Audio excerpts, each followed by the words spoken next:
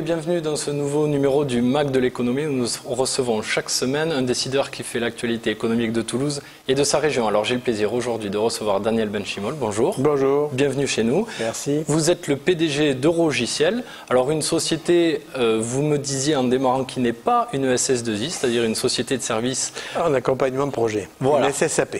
Voilà, une SSAP. Alors, expliquez-nous un peu, vous êtes créé en 1989. À Toulouse. À Toulouse. Vous êtes installé à la Beige. Vous avez une belle notoriété, vous avez de beaux clients, mais vous êtes assez discret. Donc, qu'est-ce que vous faites comme métier ?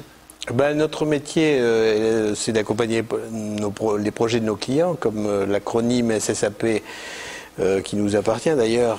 Vous avez déposé... Oui. Bon, au moins, vous êtes les premiers, vous serez les seuls. Oui, voilà. Bon, maintenant, des fois, pour exister, il vaut mieux être un peu suivi aussi. C'est vrai.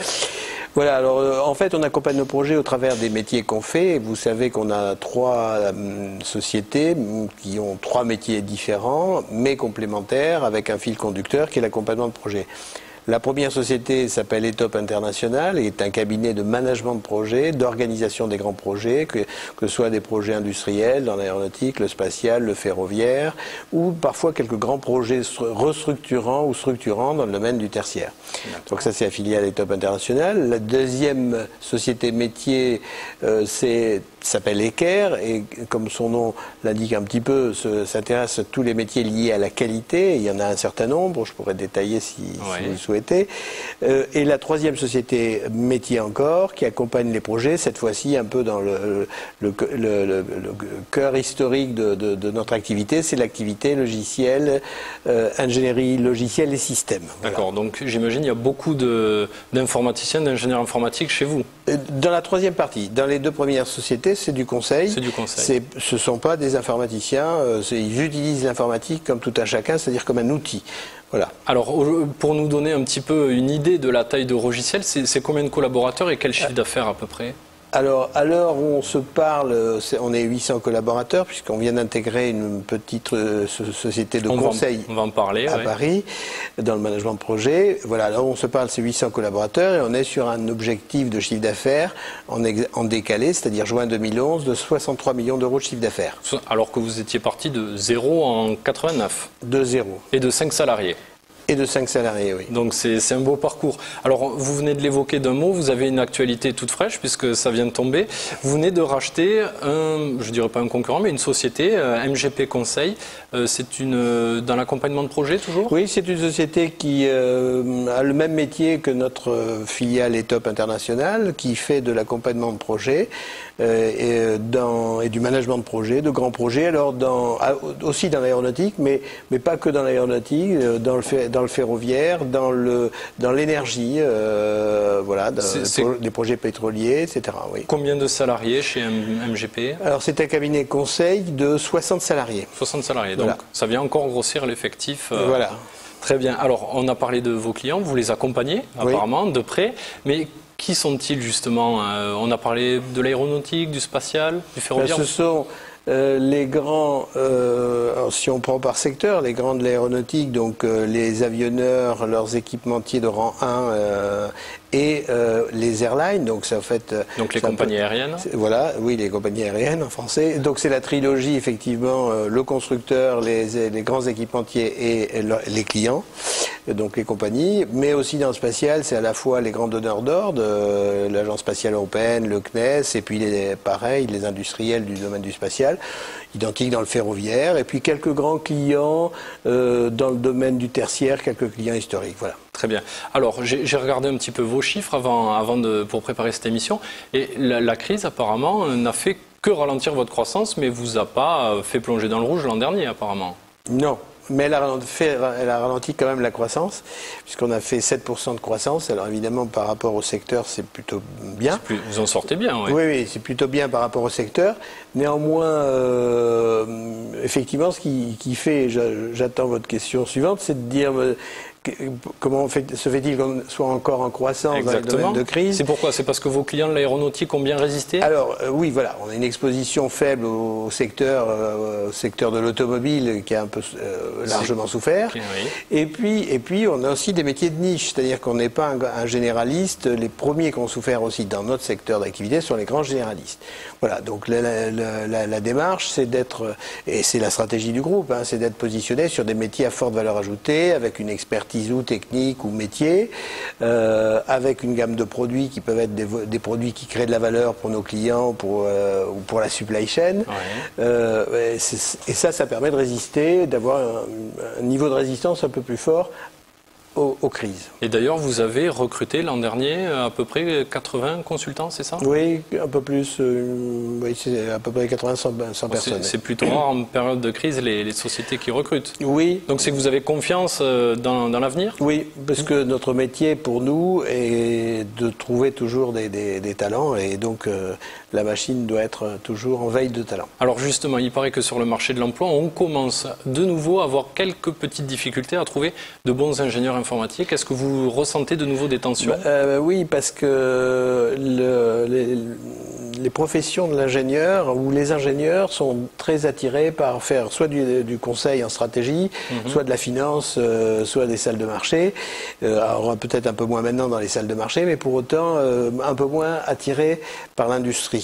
Et donc, fatalement, l'industrie a du mal à attirer des talents et à rendre les lettres de noblesse que historiquement l'industrie avait. Du coup, un peu de tension sur ces métiers-là. Alors, vous avez fêté l'exercice dernier vos 20 ans. Vous avez été créé en 89. Comment on reste indépendant dans ce secteur quand on a vu tous les petits indépendants, enfin petits entre guillemets, se faire soit avaler de gré ou contre leur gré par des plus grands du secteur? Comment on fait? Alors, rester indépendant n'est pas un choix absolument stratégique. Le fait est que pour rester indépendant, il faut une conjonction de différentes choses. La première, c'est que il faut avoir une croissance maîtrisée de telle sorte que l'entreprise elle-même puisse financer sa croissance et de ne pas être dépassée par une croissance où il faille le support de financiers ou de fonds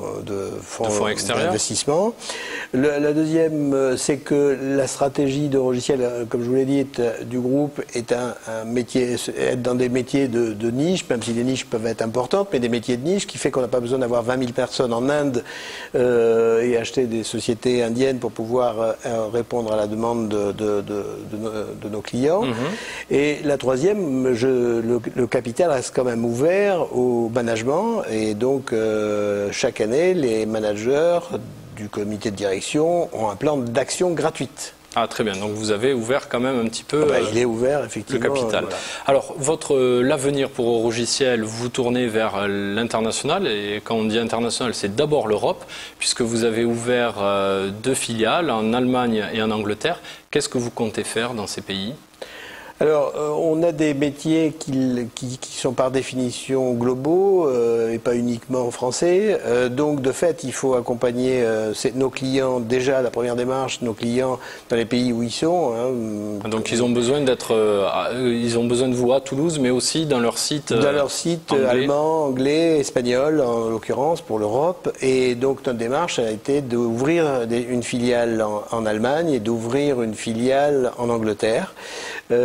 Ces 2 filiales, on les a ouvertes en partant de zéro et aujourd'hui, elles travaillent sur des projets européens. L'objectif de l'année en cours est que ces filiales deviennent complètement autonomes avec des clients locaux. Très bien. Alors, est-ce qu'aujourd'hui, c'est indispensable d'être présent à l'international? Est-ce que ça sert d'amortisseur pendant la crise parce qu'on diversifie un petit peu ses marchés? Qu'est-ce que vous en pensez? Alors nos gammes de produits, par définition, on n'a pas le choix. On a besoin effectivement d'être d'avoir des marchés internationaux et d'être à la fois en Europe et demain dans les marchés nord-américains. Et vous parliez tout à l'heure de l'Inde où beaucoup d'acteurs de l'informatique, du conseil sont présents, souvent en masse. Vous avez une offre low cost dans votre portefeuille puisque vous êtes présent en Tunisie et au Vietnam. Est-ce que c'est important aussi pour rester dans le coût, dans le prix du marché? Oui. Oui, c'est important parce que tout ce qu'on peut faire dans des pays à un coût plus compétitif, il faut effectivement, nos clients nous le demandent, et si nos clients ne nous le demandaient pas, nos confrères le font. Donc par définition, pour exister sur le marché, il faut avoir une offre dite low cost. Alors c'est la Tunisie pour nous quand on n'a pas besoin d'être en zone dollar ou quand il n'y a pas besoin d'offset. Offset, c'est de retour géographique sur un pays donné. Après, quand il y a besoin d'offset vers l'Inde, on sait aussi faire de l'Inde ou d'autres pays. D'accord, vous adaptez donc. Alors, vous êtes discret, mais vous avez fortement contribué à la renaissance du Syntec informatique en Midi-Pyrénées. Alors, expliquez-nous à quoi sert le Syntec et qu'est-ce que ça peut apporter pour les entreprises de votre secteur?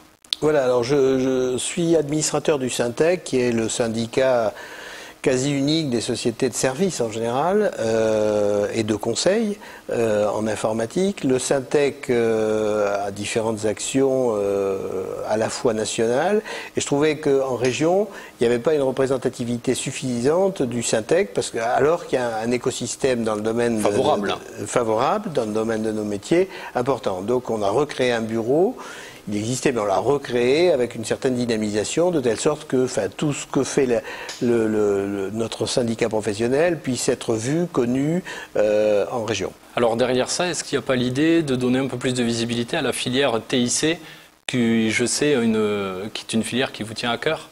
Vous avez créé une grappe d'entreprises, c'est ça? Voilà, vous parlez d'une lettre de mission qui m'a été confiée par l'État et la région pour dynamiser la filière qui représente autour de 40 000 emplois dans la région. Et c'est souvent méconnu, cette puissance de feu? Oui, parce que je dirais la région est connue par ses pôles qui font un travail extraordinaire, mais un peu sectorisé au niveau du pôle, au niveau du métier.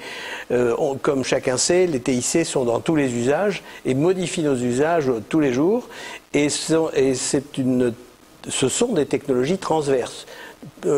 Tout secteur d'activité confondu. Donc l'idée c'est de rendre un peu moins défendant la filière des activités génériques de la région et de pouvoir faire qu'au national on puisse attirer des laboratoires étrangers, des projets ailleurs et que la région soit un véritable spot des TIC en France et à l'étranger. Très bien. Merci Daniel Benchimol. Donc on suivra l'émergence de cette filière TIC et je vous dis à la semaine prochaine.